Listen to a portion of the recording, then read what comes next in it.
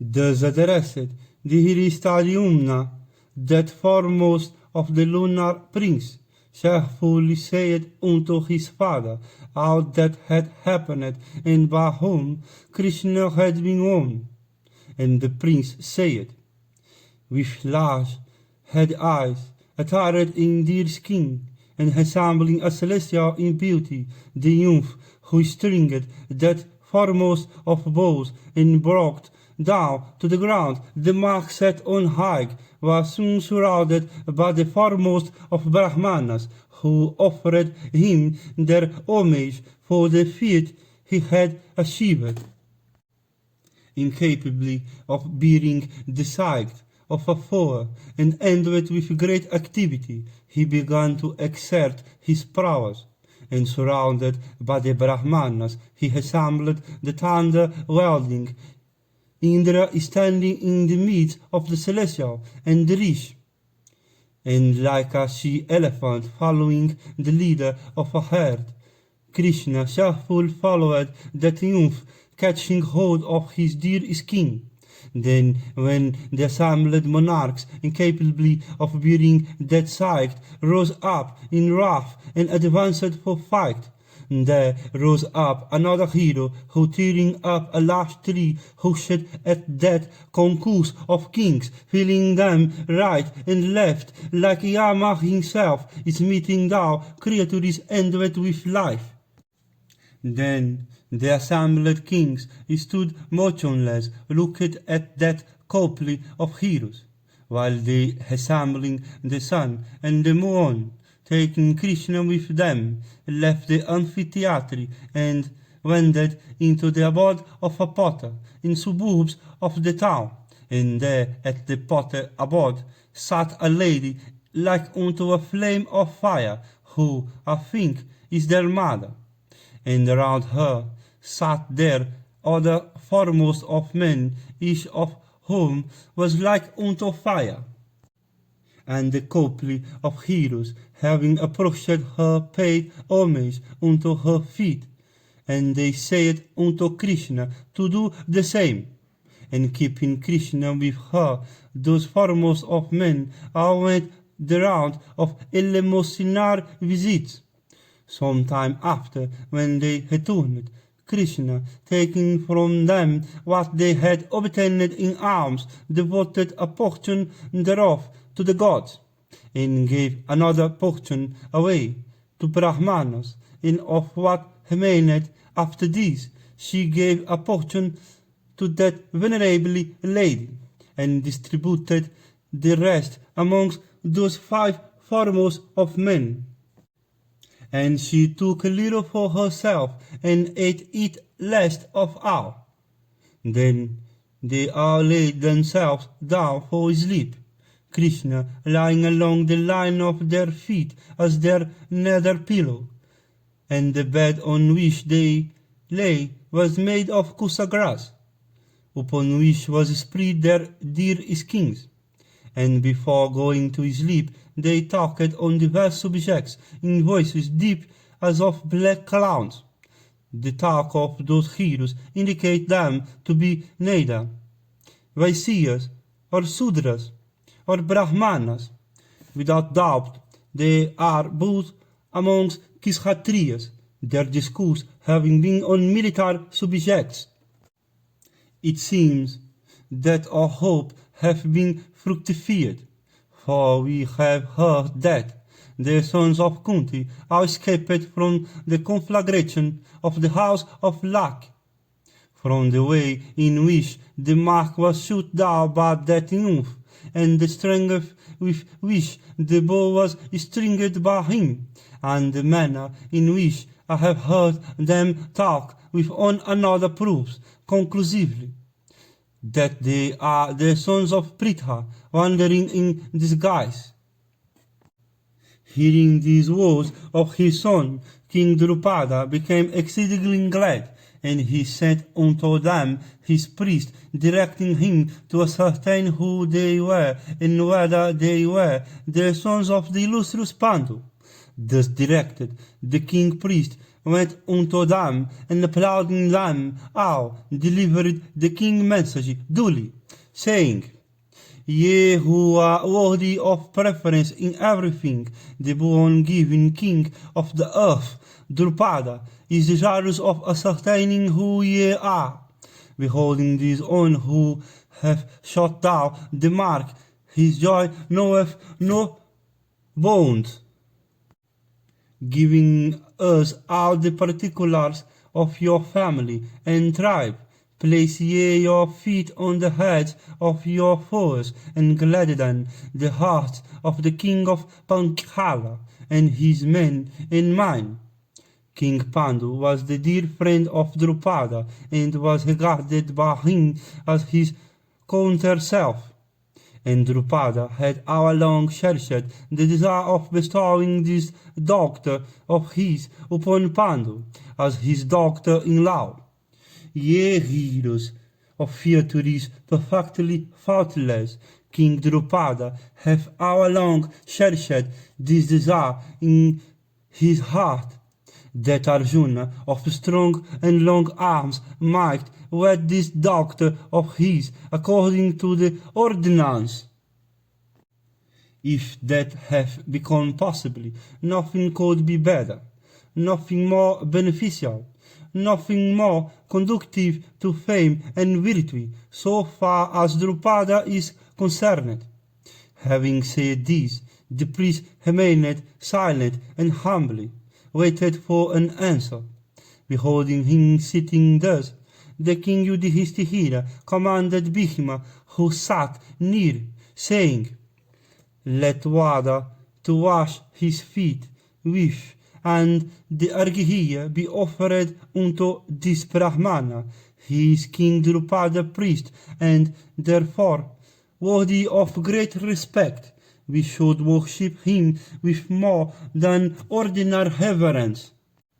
Then Bhishma did as directed. Accepting the worship thus offered unto him, the Brahmana with a joyous heart sat at his ease. Then Yudhishthira addressed him and said, The king of the Panchala hath, by fixing a special kind of dower, given away his doctor according to the practice of his order, and not freely. This hero hath, by satisfying that demand, won the prince. King Drupada, therefore, hath nothing now to say in regard to the race, tribe, family, and disposition of him who hath performed that feat.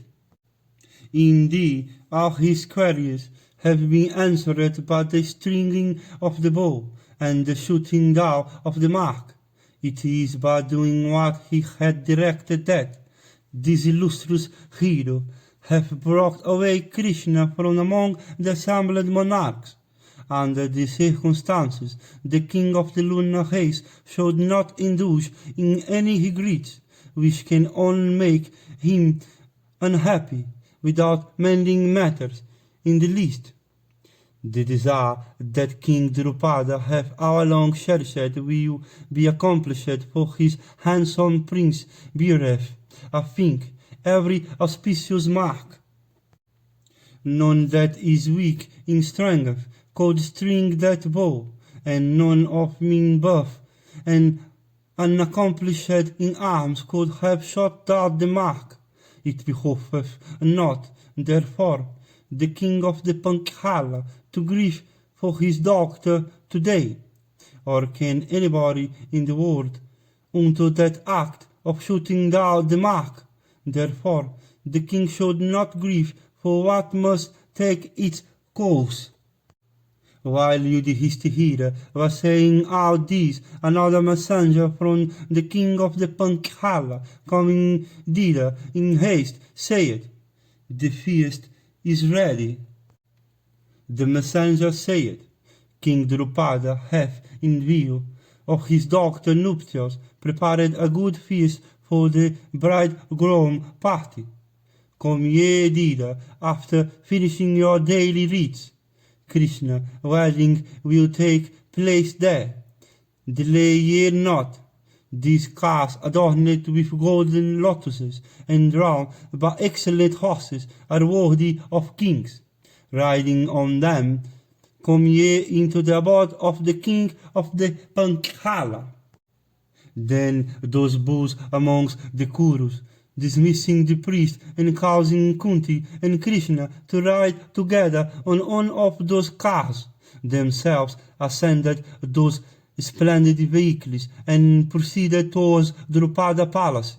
Meanwhile, hearing from his priest the words that Yudhishthira had said, King Drupada, in order to ascertain the order to which those heroes belonged, kept ready a large collection of articles, and he kept ready fruits, sanctified garlands, and coats of mail, and shields, and carpets, and kine, and seeds, and various other articles and implements of agriculture. And the king collected every article appertaining to other arts, and various implements and apparatus of every kind of sport. And he collected excellent coats of mail, and shining shields, and swords, and scimitars of fine temper, and beautiful chariots, and horses, and first-class bows, and well-adorned arrows, and various kinds of missiles, ornamented with gold. And he kept ready darts, and rockets, and battle axes, and various utensils of war. And there were in that collection beds, and carpets, and various fine things, and clothes of various sorts. When the path went to Drupada abode, Kunti, taking with her the virtuous Krishna, entered the inner apartments of the king. The ladies of the king's household, with joyous hearts, worshipped the queen of the Kurus. Beholding those foremost of men, each possessing the sportive gait of lion, with deer skins for their upper garments, eyes like unto those of mighty bulls, broad shoulders, and long hanging arms like unto the bodies of mighty snakes, the king, and the king minister, and the king's son, and the king's friends and attendants all became exceedingly glad. Those heroes sat on excellent seats, furnished with footstools, without any awkwardness and hesitation. And those foremost of men sat with perfect fearlessness on those costly seats, one after another, according to the order of their ages. After those heroes were seated, well dressed, servants, male and female, and skillful cooks brought excellent and costly viands worthy of kings on gold and silver plates. Then those foremost of men dined on those dishes and became well pleased. And after the dinner was over, those heroes among men, passing over all other articles, began to observe with interest the various utensils of war. Beholding these, Drupada's son, and Drupada himself, along with all his chief ministers of state, understanding the sons of Kunti to be all of royal blood, became exceedingly glad.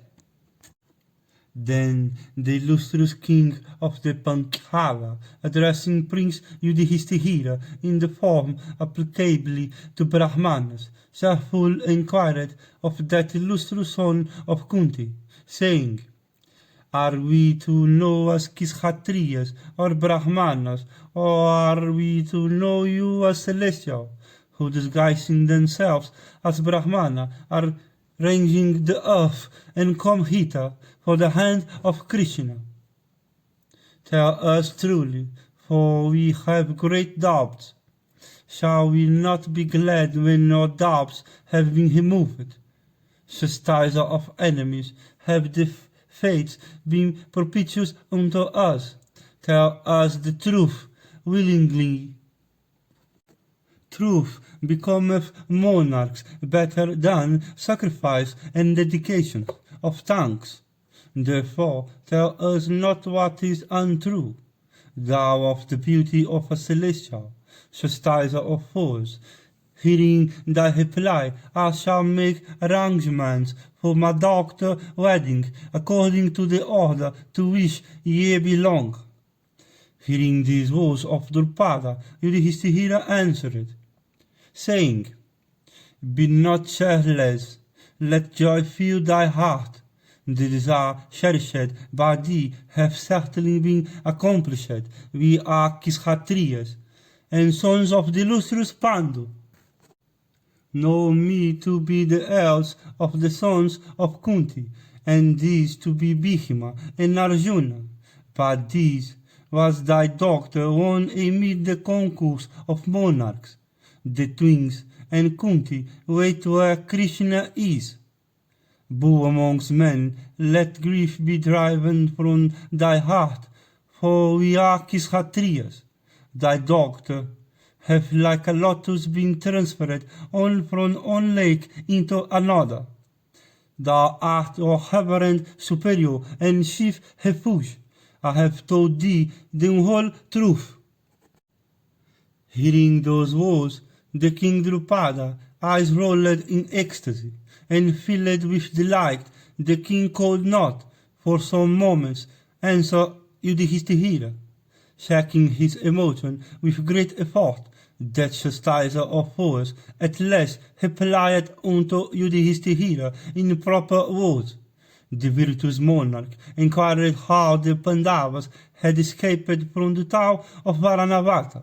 The son of Pandu told the monarch every particular in detail of their escape from the burning palace of Lak. Hearing everything that the son of Kunti said, King Drupada censured the Dhritarashtra, that ruler of men, and the monarch gave every assurance unto Yudhishthira, the son of Kunti, and that foremost of eloquent men, then and there vowed to restore Yudhishthira to his paternal throne. Then Kunti and Krishna and Bhishma and Arjuna and the twins commanded by the king all took up their quarters in a palace. They continued to reside there, treated by Yajnasena with due respect. Then King Drupada with his sons, assured by all that had happened, approaching Yudhishthira, said, Thou of might arms, let the Kuru prince Arjuna take with due rites the hand of my daughter on this auspicious day, and let him therefore perform the usual initiatory rites of marriage. Hearing these words of Drupada, the virtuous king Yudhishthira replied, saying, Great king, I shall have to marry. Hearing him, Drupada said, If it pleaseth thee, take thou the hand of my daughter thyself with due rites, or give Krishna in marriage unto whomsoever of thy brothers thou likest. Yudhishthira said, Thy daughter shall be the common wife of us all, even thus it hath been ordered by our mother. I am unmarried still, and Bhishma is so amongst the sons of Pandu. This thy due of a daughter hath been won by Arjuna.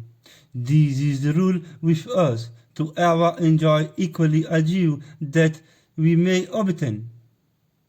That rule of conduct we cannot now abandon.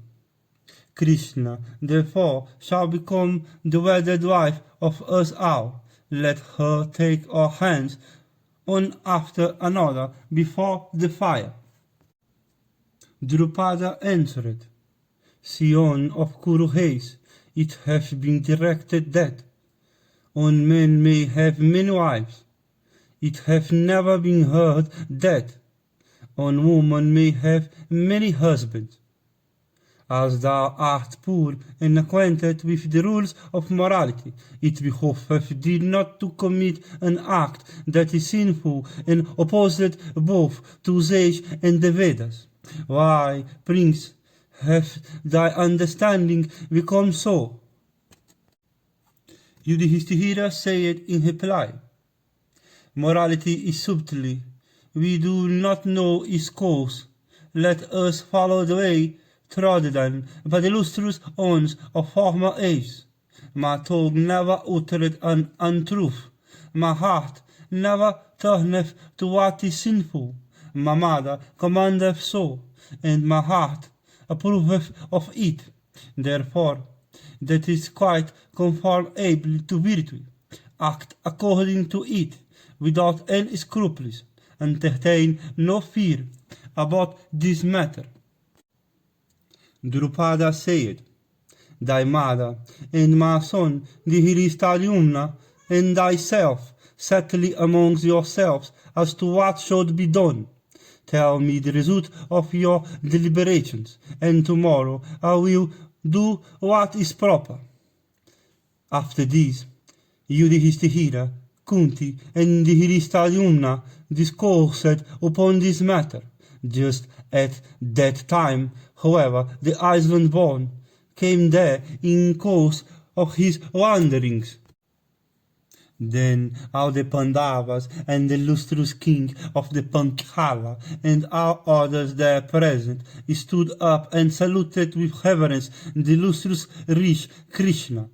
The high-souled Rishi, saluting them in returning and inquiring after their welfare, sat down on a carpet of gold, and commanded by Krishna, of immeasurable energy, those foremost of men all sat down on costly seats. A little after, the son of Prishata, in sweet accents, asked the illustrious Rishi about the wedding of his daughter. And he said, How, illustrious one, can one woman become the wife of many men without being defiled by sin?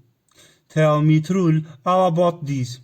Hearing these words, Vyasa replied, This practice, being opposed to usage and the Vedas, have become obsolete. I desire, however, to hear what the opinion of each of you is upon this matter. Hearing these words of the Rishi, Drupada spoke first, saying, The practice is sinful in my opinion, being opposed to both usage and the Vedas. Now I see many men having one wife.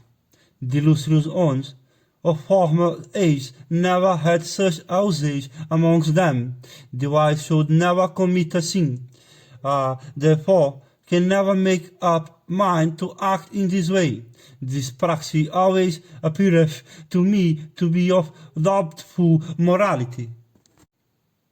After Drupada had ceased, the Hiristaliumna spoke, saying, Bull amongst Brahmanas, thou of ascetic wealth, how can Brahmana, the elder brother, if he is of a good disposition, approach the wife of his younger brother? The ways of morality are ever subtly, and therefore we know them not. We cannot, therefore, say what is conformable to morality and what not. We cannot do such a deed, therefore, with a safe conscience. Indeed, Brahmana, I cannot say, let Draupadi become the common wife of 5 brothers.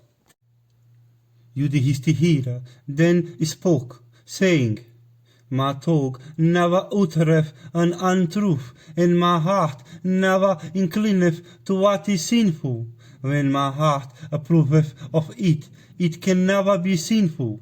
I have heard in the Purana that a lady of name Jatila, the foremost of all virtuous women belonging to the race of Gautama, had married 7 rishis.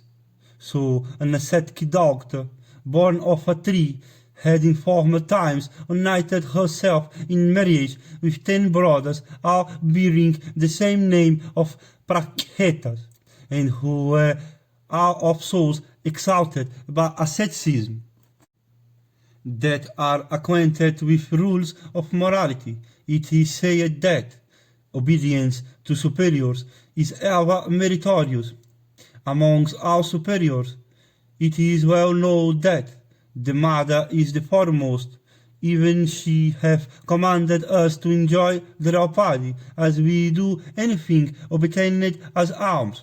It is for this that I regard the act as virtuous. Kunti then said, the act is even so as the virtues Yudhishthira hath said. I greatly fear, lest my speech should become untrue. How shall I be saved from untruth? When they had all finished speaking, Vyasa said, amiably on, how shalt be saved from the consequence of untruth? Even this is eternal virtue. I will not discourse on this before you all. Thou alone shalt listen to me when I disclose how this practice hath been established and why it is to be regarded as old and eternal. There is no doubt that what Yudhishthira hath said is quite conformable to virtue. Then the illustrious Vyasa, the master Vaivahika, rose, and taking hold of Drupada's hand, led him to a private apartment. The Pandavas and Kunti and the Hristadyumna of Prishata haste sat there, waiting for the return of Vyasa and Drupada. Meantime, Vaivahika began his discourse with the illustrious monarch, for explaining how the practice of polyandry could not be regarded as sinful. In days of yore, the Celestials had once commenced a grand sacrifice in the forest of Naimisha. At that sacrifice, Yama, the son of Vivasvat, became the slayer of the devoted animals. Yama, thus employed in that sacrifice, did not kill a single human being, death being suspended in the world. The number of human beings increased very greatly. Then Soma and Sakra and Varuna and Kuvera, the Sadhiyas, the Rudras, the Vasus, the twin wings, these and other celestials went unto Prajapati, the creator of the universe. Struck with fear for the increase of the human population of the world, they addressed the master of creation and said, alarmed at the increase of human beings on earth, we come to thee for relief. In thee we crave thy protection. Hearing those words, the grandsire said, ye have little cause to be frightened at this increase of human beings. Ye are immortal. It behoveth ye not to take fright at human beings. The celestials replied, the mortals have all become immortal. There is no distinction now between us and them. Vexed at the disappearance of all distinction, we have come to thee in order that thou mayest distinguish us from them. The Creator then said, the son of Visvasvat is even now engaged in the grand sacrifice.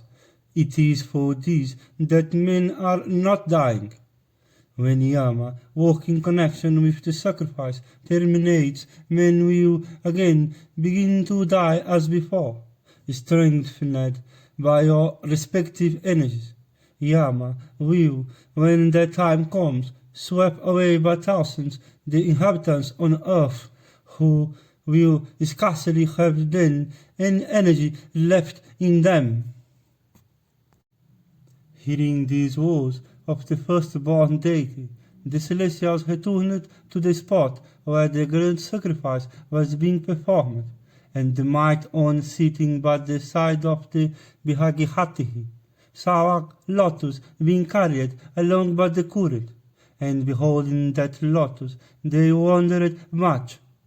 And amongst them that foremost of celestials, Indra, desirous of ascertaining whence it came, proceeded up along the course of the Bihagihati, and reaching that spot whence the gods Ganga issues perennially. Indra beheld a woman possessing the splendor of fire. The woman who had come there to take water was washing herself in the stream, wiping out the while the teardrops she shed, falling on the stream, were being transformed into golden lotuses. The wielder of the thunderbolt, beholding that wonderful sight, approached the woman and asked her, "Who art thou, amiable lady? Why dost thou weep? I desire to know the truth. Tell me everything." The woman thereupon answered, "Thou mayest know who I am, and why unfortunate that I am. I weep, if on, chief of the Celestials, thou comest with me as I lead the way. Thou shalt then see what it is I weep for."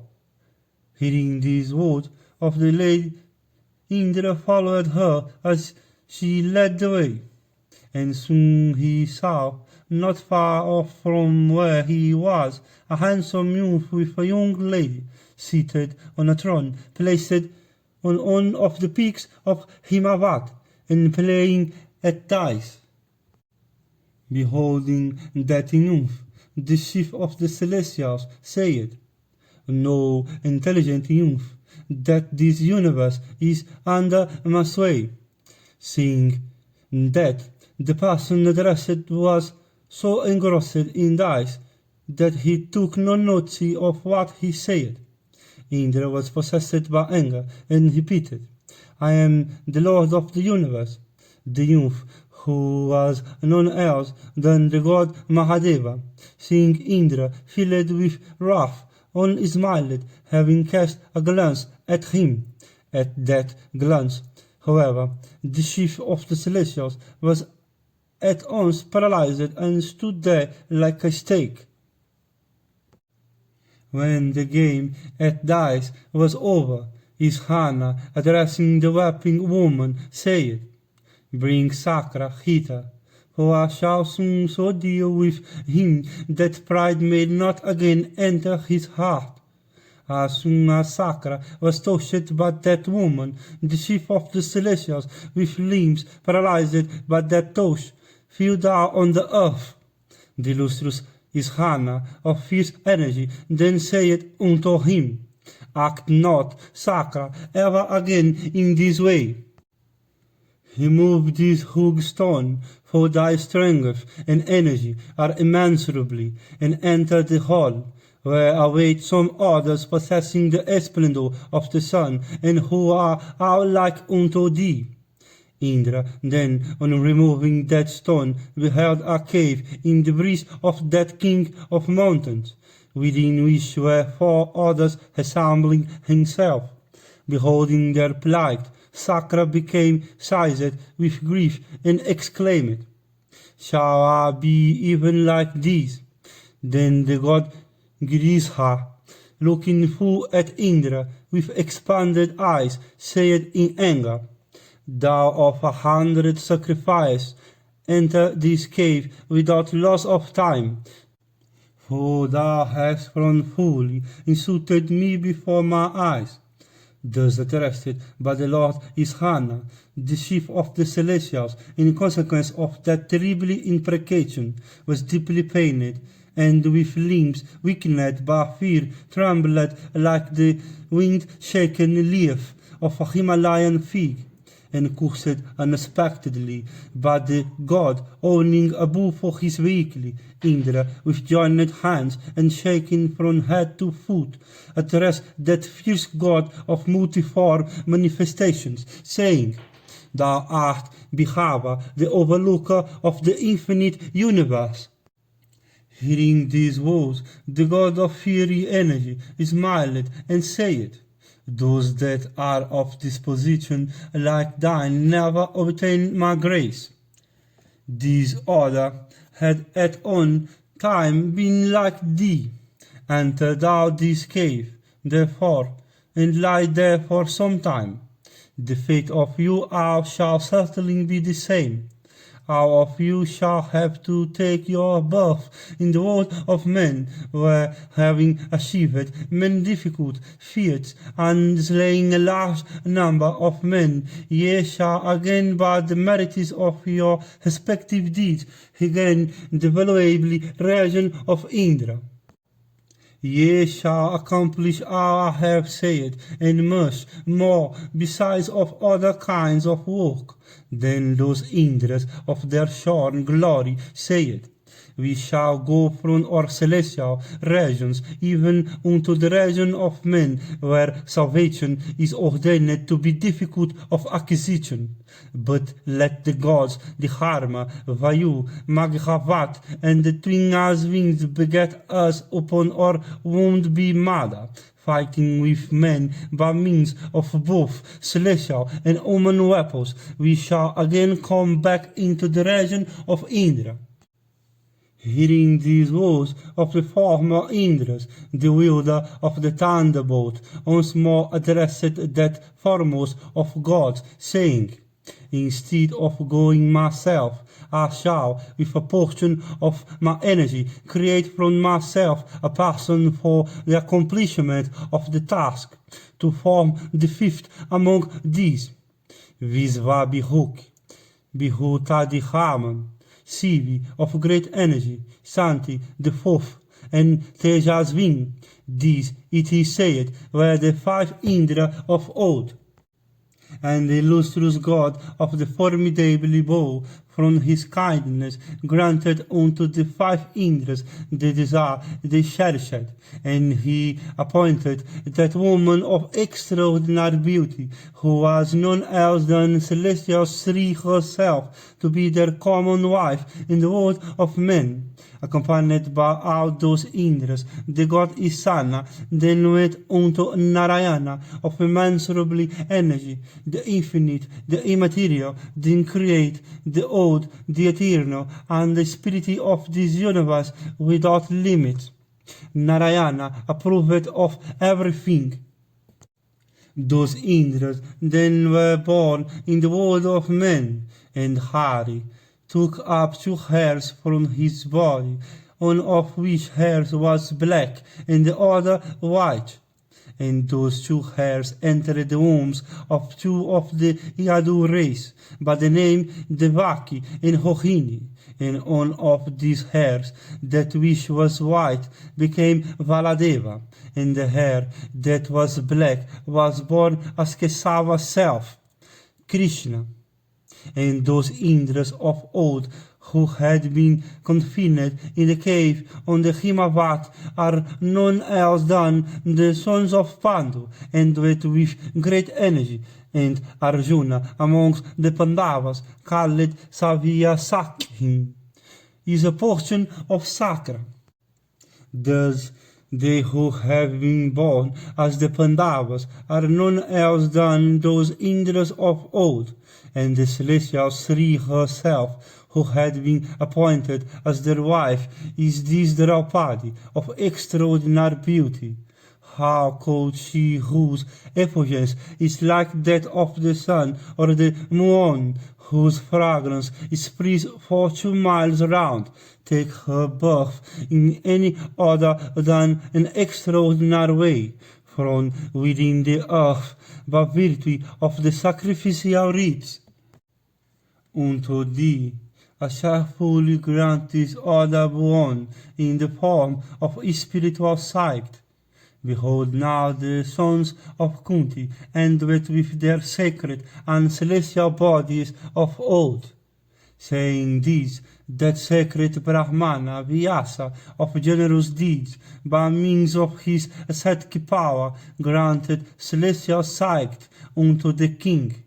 Thereupon the king beheld all the Pandavas endowed with their former bodies, And the king saw them possessed of celestial bodies, with golden crowns and celestial garlands, and each resembling Indra himself, with complexions radiant as fire or the sun, and decked with every ornament, and handsome and youthful, with broad chest and statures measuring about 5 cubits, endowed with every accomplishment, and decked with celestial robes of great beauty, and fragrant garlands of excellence, making the king beheld them as so many three-eyed gods, or Vasus, or Rudras, or Adityas themselves. And observing the Pandavas in the form of those Indras of old, and Arjuna in the form of Indra sprung from Sakra himself, King Drupada was highly pleased, and the monarch wondered much on beholding that manifestation of celestial power under deep disguise.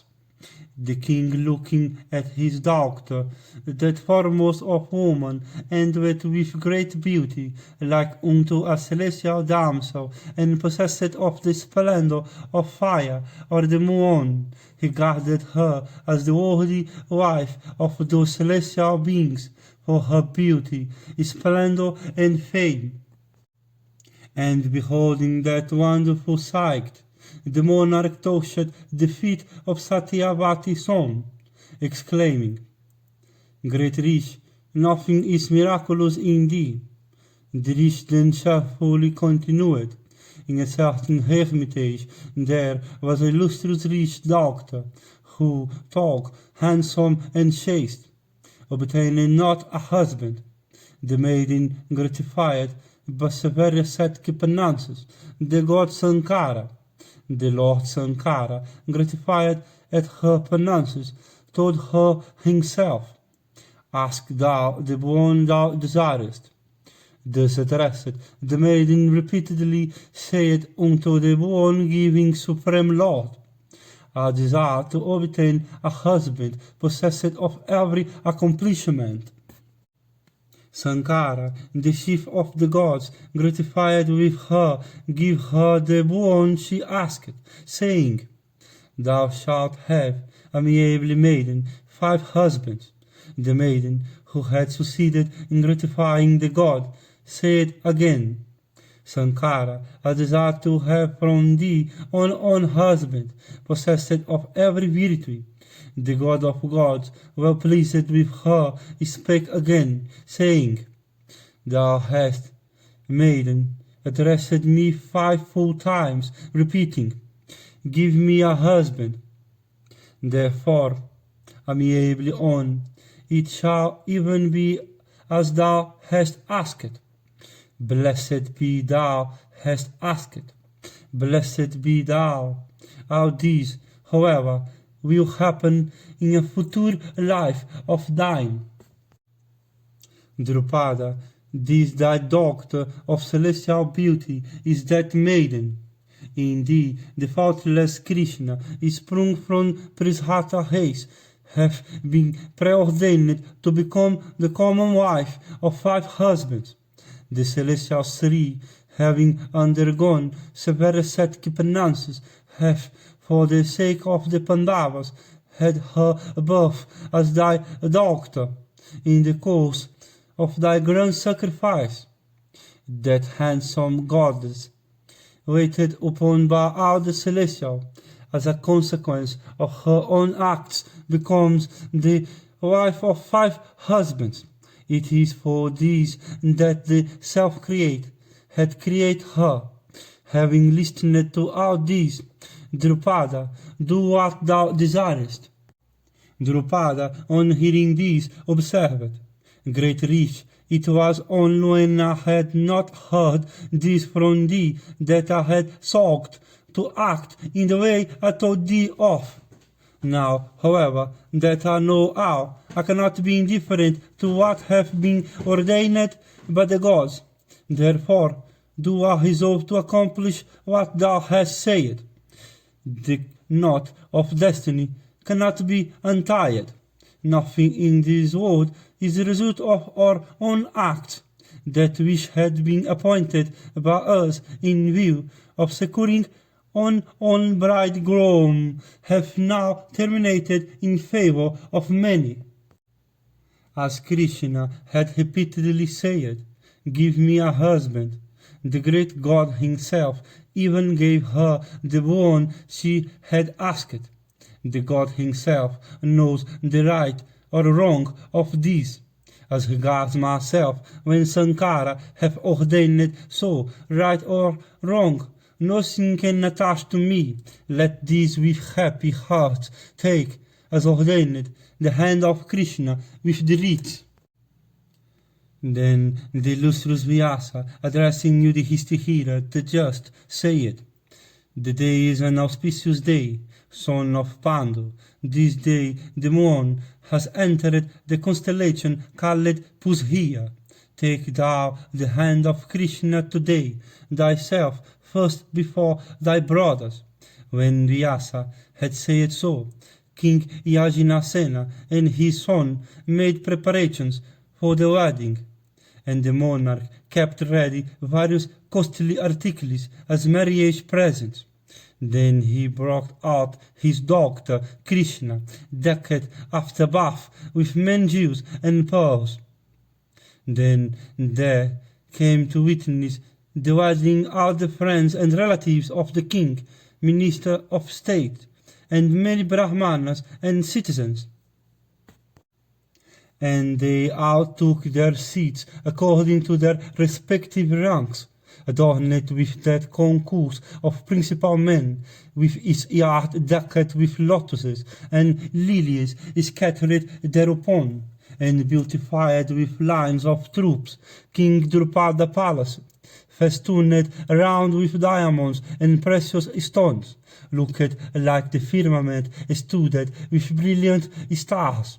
Then those princes of the Kuru line, endowed with youth and adorned with ear-rings, attired in costly robes and perfumed with sandal paste, bathed and performed the usual religious rites, and accompanied by their priest, the Haumia, who was possessed of the splendor of fire, entered the wedding hall one after another in due order, and with glad hearts, like marked bulls entering a cold pen.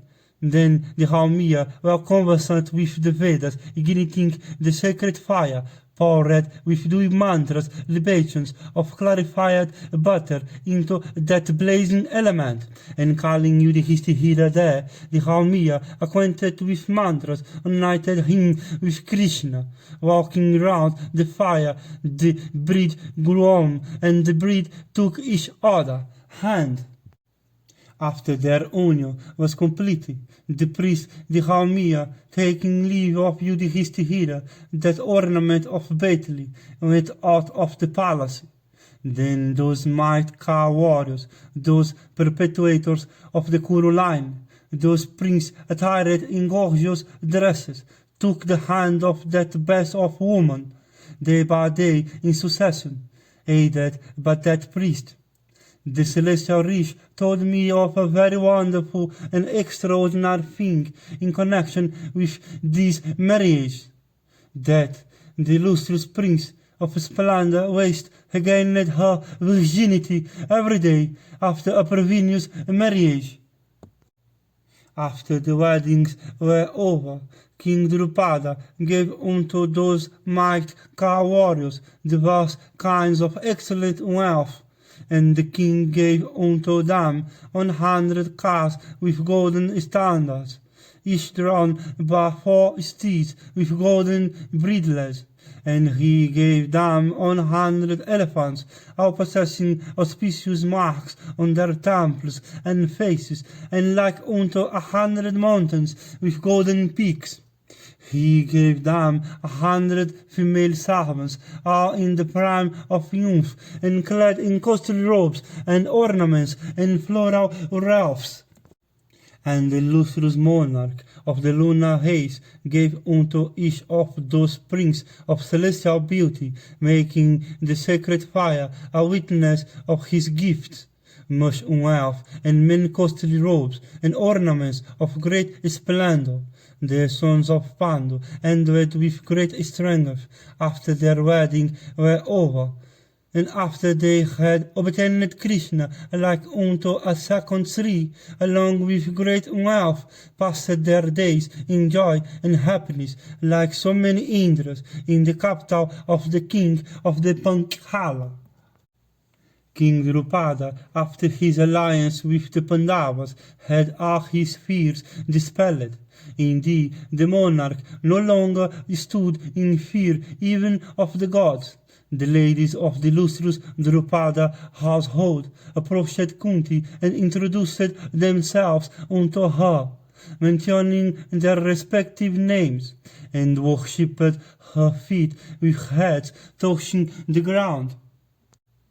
Krishna, attired in head silk and her wrists still encircled with the auspicious thread, saluting her mother-in-law with reverence, stood contentedly before her with joined palms.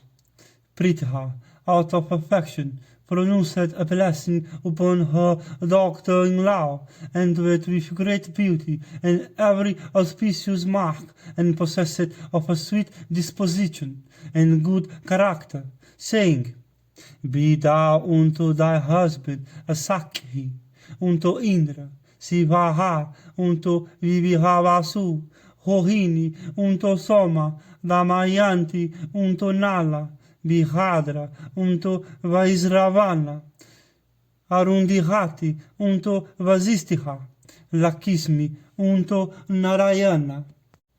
Amiably on, be thou the mother of long-lived and heroic children, and possessed of everything that can make thee happy. Let luck and prosperity ever wait on thee. Wait thou ever on husband, engaged in the performance of grand sacrifice. Be thou devoted to thy husband, and let thy days be ever passed in dull entertaining and embracing guests and strangers arrived at thy abode, and the pious and the old, children and superiors. Be thou installed as the queen of the kingdom and the capital of the Kurujangala with thy husband, Yudhishthira, the just. Doctor, let the whole earth, conquered by the prowess of thy husbands, and with great strength, be given away by thee unto Brahmanas at the whole sacrifice. Accomplished on whatever gems there are on earth, possessed of superior virtues, obtain them, lookly on, and be thou happy for 100 full years. Daughter-in-law, as I rejoice today, beholding thee, attired in head silk, so shall I rejoice again, when, accomplished on, I behold thee become the mother of a son. After the sons of Pandu had been married, Hari sent unto them various gold ornaments set with pearls and black gems, and Madhava sent unto them costly robes manufactured in various countries, and many beautiful and soft blankets, and hides of great value, and many costly beds and carpets and vehicles. He sent them vessels by hundreds, set with gems and diamonds. Krishna gave them female servants by thousands, brought from various countries, and endowed with beauty, youth, and accomplishments, and decked with every ornament. He gave them many well-trained elephants, brought from the country of Madras, and many excellent horses in costly harness. Cars drawn by horses of excellent colors and large teeth. The slayer of Madhu, of immeasurably soul, sent them coins of pure gold, by crores upon crores in separate heaps, and Yudhishthira desirous of gratifying Govinda, accepted all those presents with great joy.